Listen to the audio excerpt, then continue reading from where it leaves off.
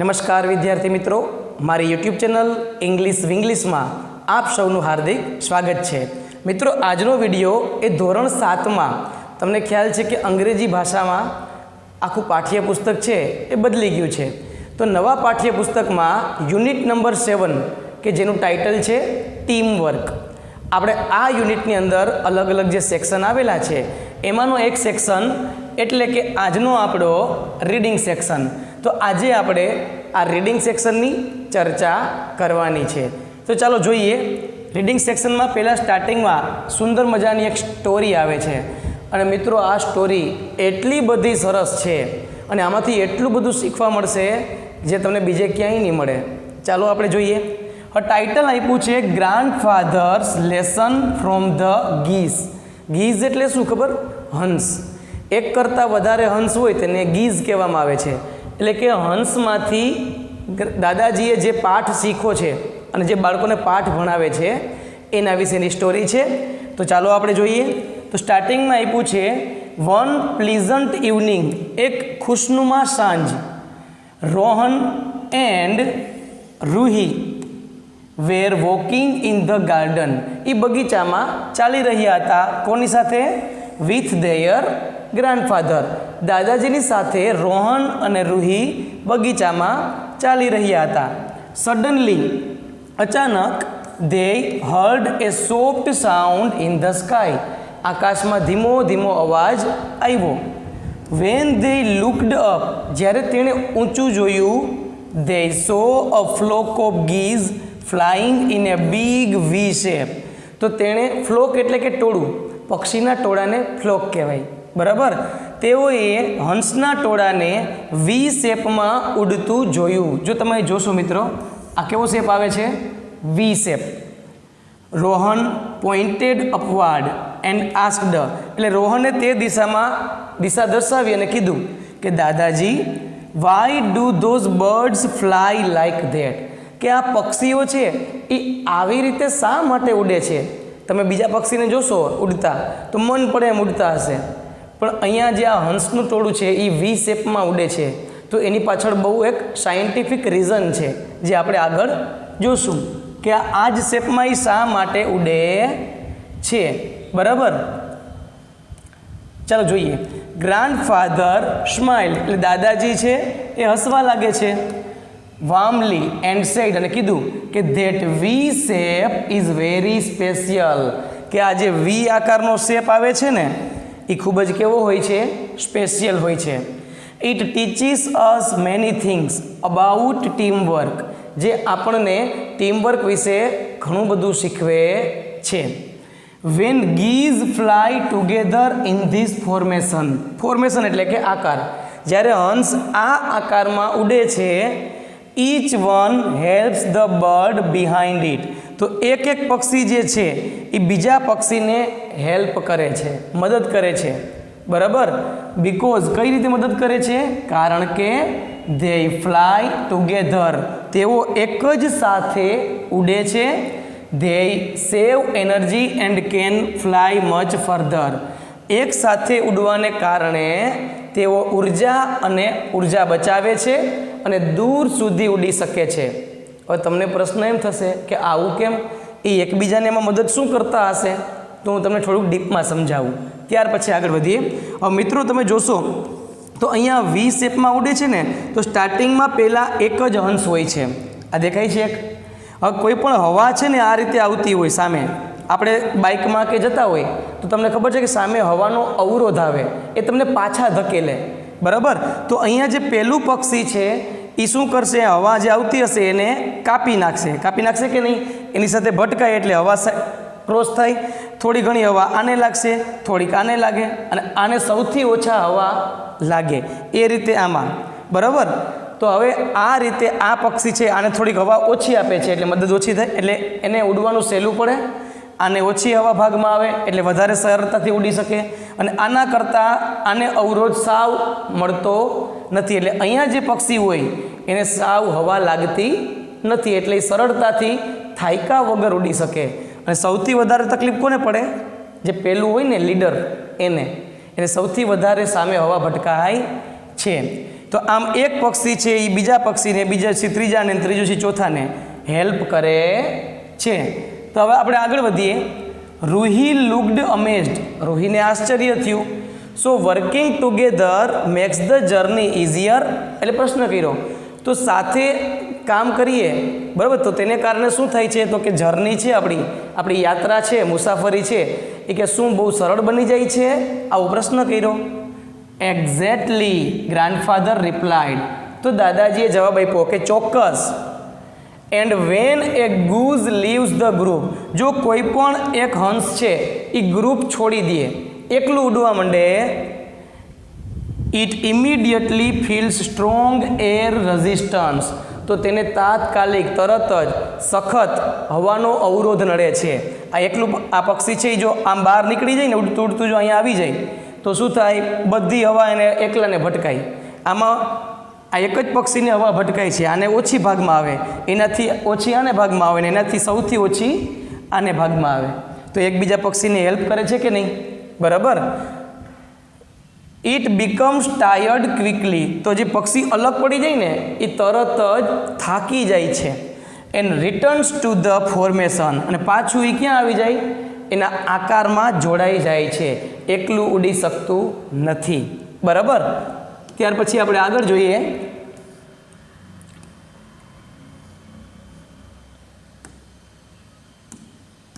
એના પછી છે ધીઝ શોઝ ધેટ, તો આ વસ્તુ શું બતાવે છે, when V stay with people, જ્યારે આપણે આપણા લોકો સાથે રહીએ, who move in the same direction as us, જે આપણી જેમ એક જ દિશામાં જતા હોય અને એવા લોકો સાથે રહીએ, જેમ કે આપણું ફેમિલી છે, આપણા ફ્રેન્ડ્સ છે અને આપણી ટીમ છે. અવર વર્ક બીકમ્સ ઇઝીયર, તો શું થશે એને કારણે આપણું કામ સરળ બનશે. એન્ડ ફાસ્ટર, અને આપણું કામ છે એ ઝડપી બનશે. રોહન નોડેડ થોટફુલી, એટલે રોહને વિચારીને માથું હલાવ્યું. But who decides to lead, પણ આમાં સૌથી પહેલાં રહેવું એ કોણ નક્કી કરે, કારણ કે જે પહેલાં રહે એને વધારે તકલીફ પડે. સૌથી વધારે અવરોધ કોને આવે હવાનો, જે લીડર હોય પહેલું હોય તેને. તો આમાં પહેલાં કોણ રહે નક્કી કેમ કરવું, આવો પ્રશ્ન કર્યો. ગ્રાન્ડફાધર લાભડ, દાદાજી હૈસા. સોફ્ટલી, ધીમેથી હૈસા. એન્ડ સેડ, અને કીધું કે ધેટ્સ અનધર વન્ડરફુલ થિંગ, આ પણ એક સમજવા જેવી અદ્ભુત વસ્તુ છે કે ધ લીડર ગૂઝ, એટલે કે જે શરૂઆતમાં હોય ટોળામાં એ હંસ, does not stay in front forever, કે એ હંમેશા પહેલાં રહેતો નથી, કાયમ માટે પહેલાં જ ન રહીએ. જુઓ આમાં કેવી રીતે સિસ્ટમ હોય તમને હું સમજાવું. કે જ્યારે આ શેપમાં પક્ષીઓ ઉડે છે એટલે આ પક્ષીને સૌથી વધારે તકલીફ પડે, થાક વધારે લાગે કે નહીં, કારણ કે સૌથી વધારે હવા છે એ કોને ભટકાશે, આને. એ હવા કાપી નાખે એટલે આના ભાગમાં આવે, એ હવા કાપી નાખે એ આને ભાગમાં આવે, અને એ હવા કાપે એમ કાપતા જાય એટલે છેલ્લું પક્ષીને સાવ તકલીફ પડતી નથી. તો આમાં પહેલાં કોને રહેવું નક્કી કેમ થાય, તો કે જ્યારે આ પક્ષી બહુ જ થાકી જાય, સમજો ખાસો, ત્યારે એ શું કરશે, એ ઉડતું ઉડતું ક્યાં આવશે, લાસ્ટમાં. ક્યાં આવશે, છેલ્લે.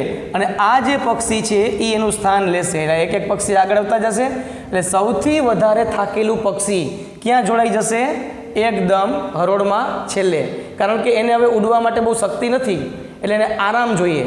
એટલે છેલ્લું પક્ષી હોય ને એને ઉડવામાં કોઈ તકલીફ પડતી નથી, એટલે એને આરામ થઈ જશે, એ સરળતાથી ઉડી શકશે, કારણ કે એને હવાનો અવરોધ આવતો નથી. સેમ એ રીતે બને, એક વખત આ અહીંયા બહાર આવે, એક વખત અહીંથી આ બહાર આવે, અને એ પક્ષી ઉડતું ઉડતું અહીંયા જોડાઈ જાય. ખ્યાલ આવ્યો તમને એની system? Okay. When it becomes tired, જ્યારે એ આગળ લીડર હોય એ થાકી જાય, it moves to the back, તો એ સીધું ક્યાં આવશે, ઉડતું ઉડતું છેલ્લે લાઈનમાં. એન્ડ અનધર ગૂઝ, અને બીજો જે હંસ છે એને પાછળનો, ટેક્સ ઇટ્સ પ્લેસ, એનું સ્થાન લઈ લે છે. This means leadership is shared, આનો અર્થ એવો થાય કે લીડરશિપ છે ને એ શેર કરવામાં આવે, એટલે કે બધાને યોગદાન આપવાનો મોકો આપવામાં આવે છે. એન્ડ એવરી વન, અને જે દરેક છે ટોળામાં હંસ જેટલા છે બધાય, everyone gets a chance to contribute. Contribute એટલે કે યોગદાન આપવું, બરાબર. કોન્ટ્રીબ્યુટ એટલે થાય યોગદાન, દરેક હંસને યોગદાન આપવાનો મોકો મળે છે. They watched the geese more closely, એટલે બાળકોએ એકદમ નજીકથી આ પક્ષીને જોયા, નિરીક્ષણ કર્યું. Do you hear their quacking? Grandfather asked. હવે દાદાએ એને પ્રશ્ન કર્યો કે જે એ બોલે છે, તમે જો એ ટોળું આમ જતું હશે ને વી શેપમાં, એ ક્વેક ક્વેક કરતું હશે, એને બોલવાના અવાજને કહેવાય છે ક્વેકિંગ. એ કંઈક ને કંઈક બોલતું હોય છે, મૂંગે મૂંગા જતા નથી. એનું પણ એક કારણ છે, જોઈએ શું? તો કે they quack to encourage the leader. જે આગળ હોય છે હંસ, શરૂઆતનો જે હંસ હોય ને લીડર, એને એન્કરેજ કરવા માટે, એને પ્રોત્સાહન આપવા માટે. આપણે તમારો મિત્ર કોઈ સ્પર્ધામાં ભાગ લેતો હોય તો તમે એનું નામ છે એ જોર જોરથી બોલો કે નહીં? શા માટે? એને પ્રોત્સાહન મળે, એટલે એ વધારે તાકાતથી જીતવાની કોશિશ કરે, આગળ વધવાની કોશિશ કરે. એવું જ આમાં છે. આ બધા અંશ છે ને ક્વેક ક્વેક કરે એટલે આ છે ને એને પ્રોત્સાહન મળે. ટેલિંગ ઇટ, આ બધા હંસ છે લીડરને શું કહેવા માગે છે? ટુ કીપ ગોઈંગ, કે આગળને આગળ વધતા રહો. એન્કરેજમેન્ટ એટલે કે પ્રોત્સાહન keeps the whole group moving together, એ આખા ગ્રુપને એક સાથે આગળ જવામાં મદદ કરે છે. એટ ધ સેમ સ્પીડ, એક જ સરખી સ્પીડમાં આખું ગ્રુપ છે એક સાથે આગળ વધે છે. ધેન પછી ગ્રાન્ડફાધર એક્સપ્લેન, દાદાજીએ સમજાવ્યું. ઇફ અ ગૂઝ બીકમ્સ સિક, જે કોઈ એક હંસ છે એ માંદું પડે, ઓર ઇન્જર્ડ અથવા તો ઘાયલ થાય, it must leave the formation, તો એને ફરજિયાતપણે ગ્રુપને છોડવું પડે. શા માટે ખબર છે? કારણ કે એકની પાછળ આખું ગ્રુપ એક જગ્યાએ ફસાઈ જાય, એવું એ કરતા નથી. જ્યારે એક હંસ છે એ માંદો પડે અથવા ઘાયલ થઈ જાય ને, તો એને શું કરવું પડે? આ ફોર્મેશનને છોડવું પડે. But it is never left alone, પણ જે પક્ષી ઘાયલ થયું હોય અથવા માંદું હોય એને એકલું છોડવામાં આવતું નથી. ટુ અધર ગીઝ, બીજા બે હંસ ફ્લાય ડાઉન વિથ ઇટ, તેમની સાથે ઉડતા ઉડતા ત્યાં ભેગા રહીએ છે. બહુ જ સરસ મજાની એકબીજાની સહકારની ભાવના છે કે એકને મજા ના હોય તો એ એકને છોડવામાં નથી આવતું, એની સાથે બીજા બે હંસ પણ સાથે રહે છે. બરાબર, આગળ વધીએ. They stay with it until it recovers or passes away, અને આ બંને હંસ એની સાથે ક્યાં સુધી રહે છે? કે જ્યાં સુધી તે હંસ જે માંદો છે ને એ સાજો ન થઈ જાય અથવા તો તેનું મૃત્યુ ન થાય, ત્યાં સુધી એનો સાથ છોડતા નથી. Only then they return or from another વિશે, જ્યારે રિકવર થઈ જાય પછી તેઓ શું કરે છે? રિટર્ન, પાછા ફરે છે, અથવા તો ફોર્મ અનધર વી શેપ, અને પાછો વી શેપમાં આગળ વધે છે. ત્રણ શું કામ રહે છે? કારણ કે એક આમ હોય તો બે આમ, તો વી શેપ બને ને, એટલે એને વી શેપ બનાવવા માટે ઓછામાં ઓછા 3 હંસની જરૂર પડે. એટલા માટે એક જે માંદું હોય ને એના ભેગું બીજા 2 હંસ જાય છે. સમજ પડી? બરાબર. રૂહીઝ આઈઝ સોફન, રૂહીની આંખો એકદમ આમ સોફન, નરમાઈઝ આવી જાય છે. ધેટ ઇઝ ટ્રુ કાઇન્ડનેસ, આ તો ખરેખર એક દયાભર્યું વર્તન કહેવાય. દાદાજી ગ્રાન્ડફાધર નોડેડ, એટલે દાદાજીએ કીધું. Van we support each other, કે જ્યારે આપણે એકબીજાને સપોર્ટ કરીએ છીએ, ઇસ્પેશિયલી ખાસ કરીને ઇન ડિફિકલ્ટ ટાઈમ્સ, અઘરા સમયમાં જ્યારે આપણે સપોર્ટ કરીએ છીએ, વી બીકમ સ્ટ્રોંગર, તો આપણે વધારે મજબૂત બનીએ છીએ. That is the real meaning of teamwork, અને આ ટીમવર્કનો સાચો અર્થ છે. જો ઓલું એકલું માંદું પડી ગયું તો તેને મૂકીને કોઈ ગયા નહીં, એની સાથે 2 હંસ રહ્યા. જ્યારે એ સાજું થઈ જાય ને ત્યારે જો કોઈ બીજો વી-શેપવાળા નીકળતા હોય તેની સાથે જોડાઈ જાય અથવા પોતે વી-શેપ બનાવી અને આગળ વધે છે, તો આને કહેવાય છે સાથ અને સહકાર. તો મિત્રો, આ પાઠમાંથી આપણને કેટલું બધું શીખવા મળે છે. બરાબર ને? એમાં સાયન્ટિફિક રીઝન આપણે જાણવા મળ્યું કે વી શેપમાં ઉડવાનું કારણ શું. બરાબર. તો આ સુંદર મજાની સ્ટોરી પૂરી થયા પછી આપણે એમાં નીચે તમે જોશો તો પ્રેક્ટિસના પ્રશ્ન આપેલા છે, ખાલી જગ્યા અને પ્રશ્ન. તો આપણે એ સોલ્વ કરવાના છે. તો સૌથી પહેલાં ખાલી જગ્યાની આપણે ચર્ચા કરીએ. તો પહેલું આપ્યું છે આપણને કે Rohan and Ruhi were walking in the ખાલી જગ્યા વિથ ધેયર ગ્રાન્ડફાધર. દાદાજીની સાથે ક્યાં એ લોકો વોકિંગ કરતા હતા? તો જવાબ છે ગાર્ડન. બીજું છે the geese were flying in a big ખાલી જગ્યા શેપ. તો કેવા શેપમાં ઉડે છે? એ વી શેપમાં. ત્રીજું છે when a goose leaves the group, કે જ્યારે ગૂઝ છે, હંસ છે, એ ગ્રુપને લીવ કરે છે, છોડે છે, ઇટ ફીલ્સ સ્ટ્રોંગ ખાલી જગ્યા. તો એને શું સખત અનુભવ થાય છે? તો કે એર રેઝિસ્ટન્સ, હવાના અવરોધનો. The leader goose moves to the ખાલી જગ્યા વેન ઇટ બીકમ્સ ટાયર્ડ. જ્યારે લીડર ગૂઝ છે એ ક્યાં જાય છે જ્યારે થાકી જાય ત્યારે? તો કે બેક, એટલે કે સાવ પાછળ.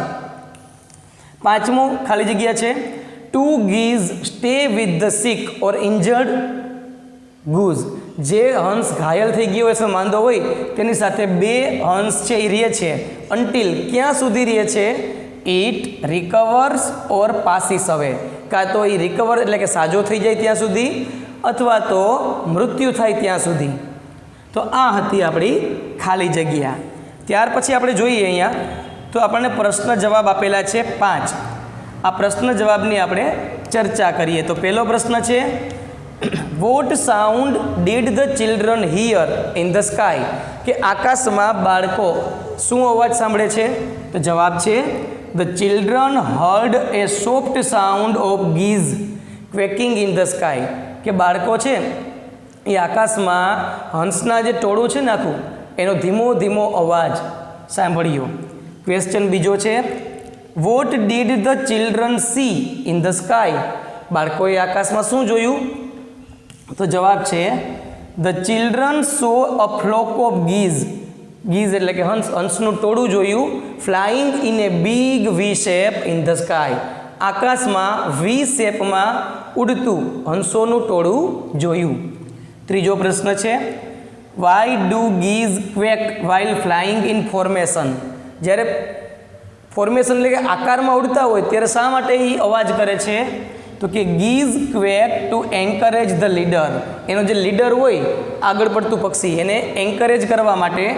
Telling it to keep going, એને કહેતું રહેવા માટે કે તમે આગળ વધો. And to keep the whole group moving together at the same speed.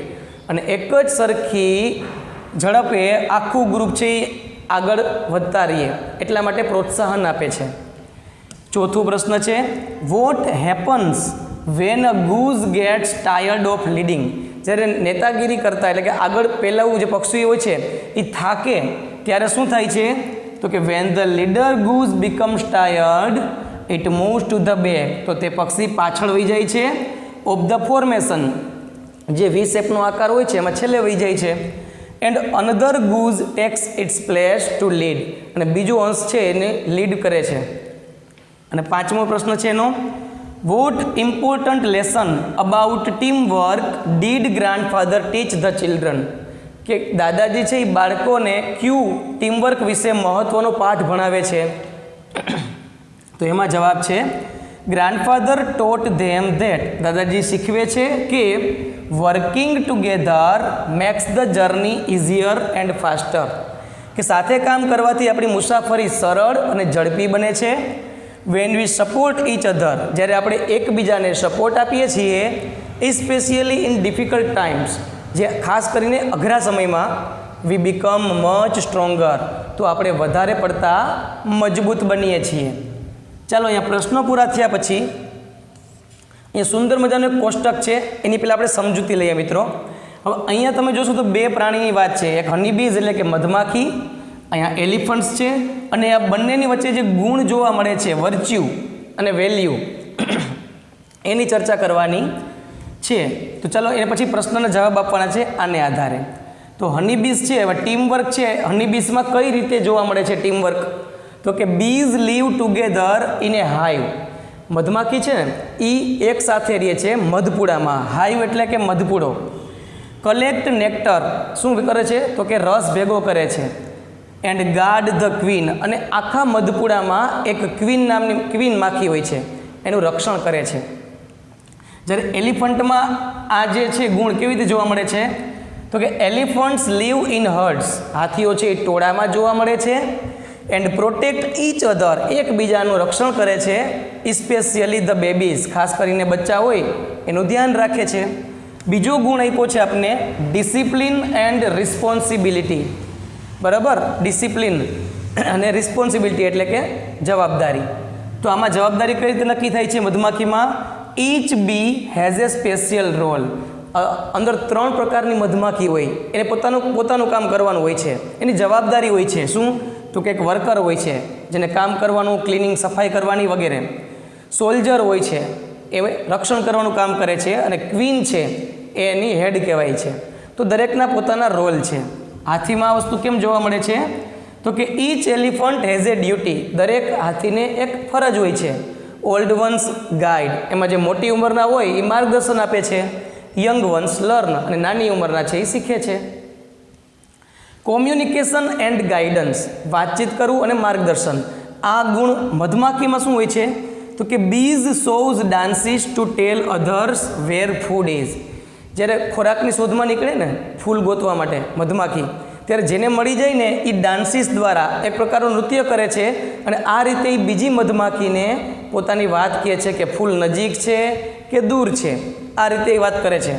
જ્યારે હાથીમાં એલિફન્ટ્સ યુઝ ટ્રમ્પેટ સાઉન્ડ, જેને ચીઘાડવું કહીએ આપણે, and body movements to talk to each other, અને શરીરમાં એવા મૂવમેન્ટ્સ કરે છે જેને કારણે એ વાત કરી શકે. ત્યાર પછીનો જે ગુણ છે sacrifice and care for others, એટલે કે બલિદાન અને બીજાની કાળજી. આ ગુણ કેવી રીતે જોવા મળે છે મધમાખીમાં? તો કે a bee may give up its life to save the hive, કે મધપૂડાને બચાવવા માટે મધમાખી છે ને પોતાનું જીવન પણ સમર્પિત કરી દે છે. હવે એલિફન્ટમાં જોઈએ તો elephants care for the weak સીક.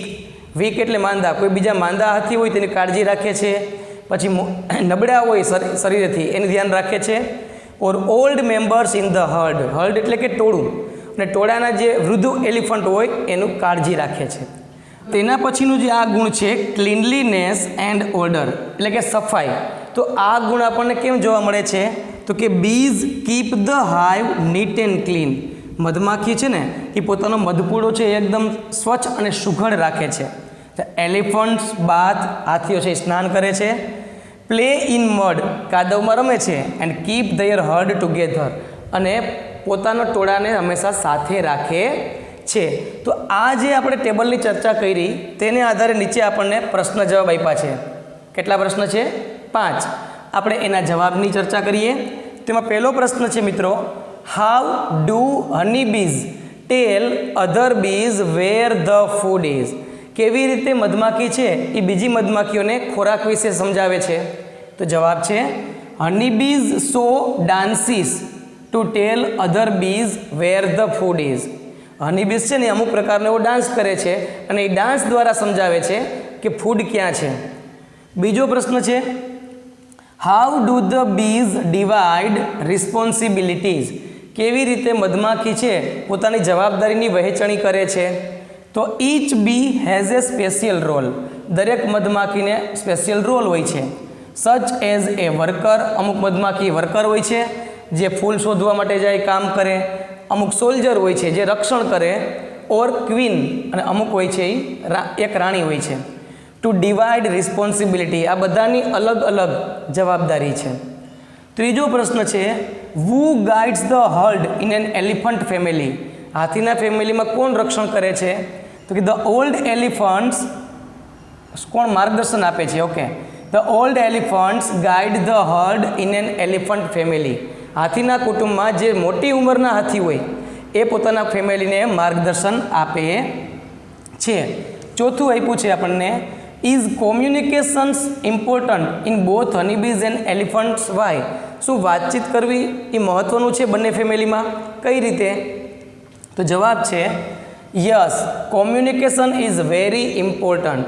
કે કોમ્યુનિકેશન એટલે કે વાતચીત કરીએ, વાતનું આદાન પ્રદાન કરે એ મહત્ત્વનું છે.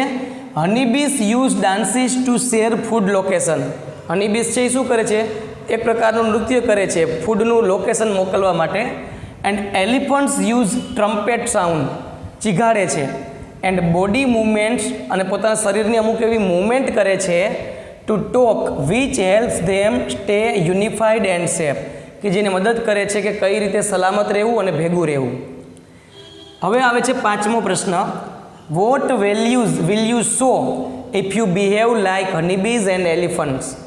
બરાબર, કે જો તમે હનીબી મધમાખી અને હાથી જેવું વર્તન કરતા હોય તો તમારામાં કયા ગુણ જોવા મળે છે?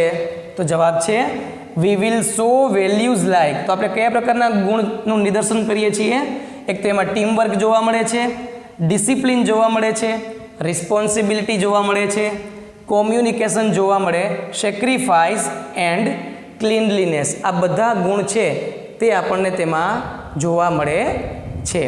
તો મિત્રો અહીંયા તમે જોશો તો આપણે અહીંયા આ સેક્શન છે એ કમ્પ્લીટ થાય છે, બરાબર છે. તો મને આશા છે કે તમને આ વિભાગ બરોબર સમજાઈ ગયો હશે. સમજાઈ ગયો ને? અને જો કંઈ પ્રશ્ન હોય તો મને કોમેન્ટ બોક્સમાં જરૂર પૂછજો, હું એનો જવાબ ચોક્કસ આપીશ.